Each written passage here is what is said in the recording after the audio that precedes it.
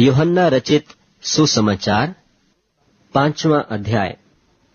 इन बातों के पीछे यहूदियों का एक पर्व हुआ और यीशु यरूशलेम को गया। यरूशलेम में भेड़ फाटक के पास एक कुंड है जो इब्रानी भाषा में बेथस्दा कहलाता है, और उसके 5 ओसारे हैं। इनमें बहुत से बीमार, अंधे, लंगड़े और सूखे अंग वाले पानी के हिलने की आशा में पड़े रहते थे, क्योंकि नियुक्ति समय पर परमेश्वर के स्वर्गदूत कुंड में उतरकर पानी को हिलाया करते थे। पानी हिलते ही जो कोई पहले उतरता वह चंगा हो जाता था, चाहे उसकी कोई बीमारी क्यों न हो। वहां एक मनुष्य था जो 38 वर्ष से बीमारी में पड़ा था। यीशु ने उसे पड़ा हुआ देखकर और जानकर कि वह बहुत दिनों से इस दशा में पड़ा है, उससे पूछा, क्या तू चंगा होना चाहता है?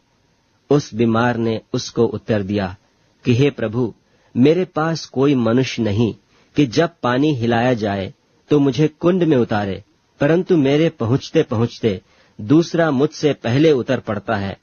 यीशु ने उससे कहा, उठ, अपनी खाट उठाकर चल फिर। वह मनुष्य तुरंत चंगा हो गया और अपनी खाट उठाकर चलने फिरने लगा। वह सब्त का दिन था, इसलिए यहूदी उससे जो चंगा हुआ था कहने लगे कि आज तो सब्त का दिन है, तुझे खाट उठानी उचित नहीं।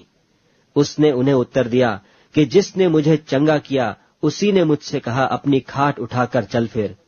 उन्होंने उससे पूछा, वह कौन मनुष्य है जिसने तुझसे कहा खाट उठाकर चल फिर? परंतु जो चंगा हो गया था वह नहीं जानता था कि वह कौन है, क्योंकि उस जगह में भीड़ होने के कारण यीशु वहां से हट गया था। इन बातों के बाद वह यीशु को मंदिर में मिला।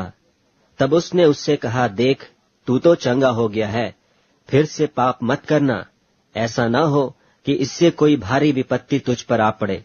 उस मनुष्य ने जाकर यहूदियों से कह दिया कि जिसने मुझे चंगा किया वह यीशु है। इस कारण यहूदी यीशु को सताने लगे, क्योंकि वह ऐसे ऐसे काम सब्त के दिन करता था। इस पर यीशु ने उनसे कहा कि मेरा पिता अब तक काम करता है और मैं भी काम करता हूं। इस कारण यहूदी और भी अधिक उसे मार डालने का प्रयत्न करने लगे कि वह न केवल सब्त के दिन की विधि को तोड़ता, परंतु परमेश्वर को अपना पिता कहकर अपने आप को परमेश्वर के तुल्य ठहराता था। इस पर यीशु ने उनसे कहा, मैं तुमसे सच सच कहता हूं, पुत्र आपसे कुछ नहीं कर सकता, केवल वह जो पिता को करते देखता है। क्योंकि जिन जिन कामों को वह करता है उन्हें पुत्र भी उसी रीति से करता है, क्योंकि पिता पुत्र से प्रीति रखता है, और जो जो काम वह आप करता है वह सब उसे दिखाता है, और वह इनसे भी बड़े काम उसे दिखाएगा, ताकि तुम अचंभा करो। क्योंकि जैसा पिता मरे हुओं को उठाता और जिलाता है, वैसा ही पुत्र भी जिन्हें चाहता है उन्हें जिलाता है।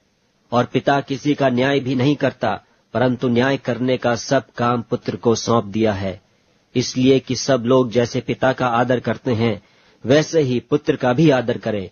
जो पुत्र का आदर नहीं करता वह पिता का जिसने उसे भेजा है आदर नहीं करता।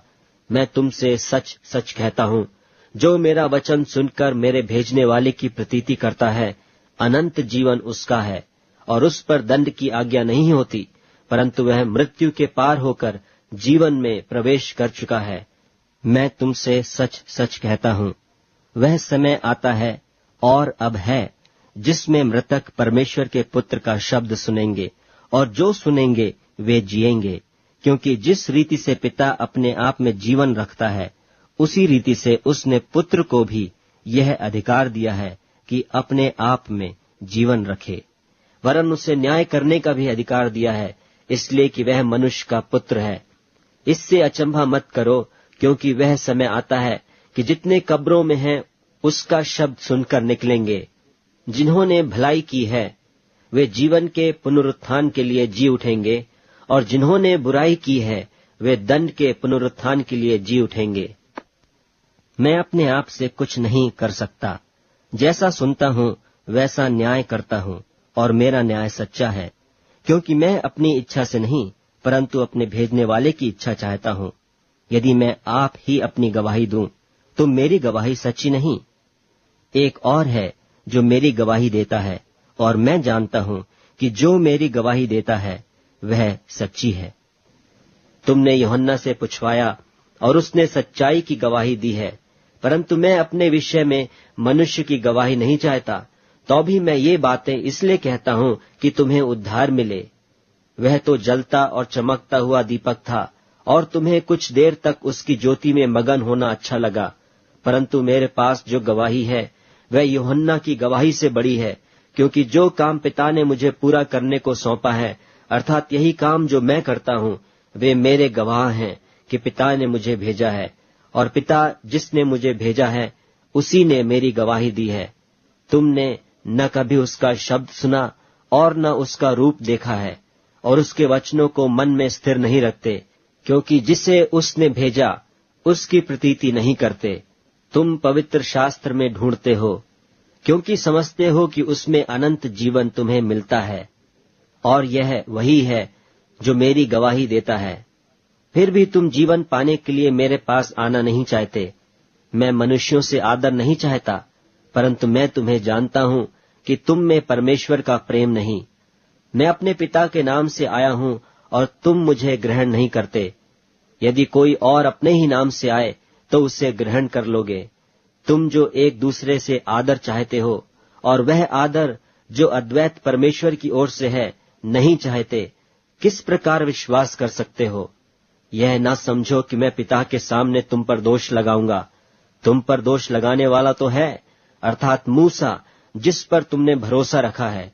क्योंकि यदि तुम मूसा की प्रतीति करते तो मेरी भी प्रतीति करते, इसलिए कि उसने मेरे विषय में लिखा है।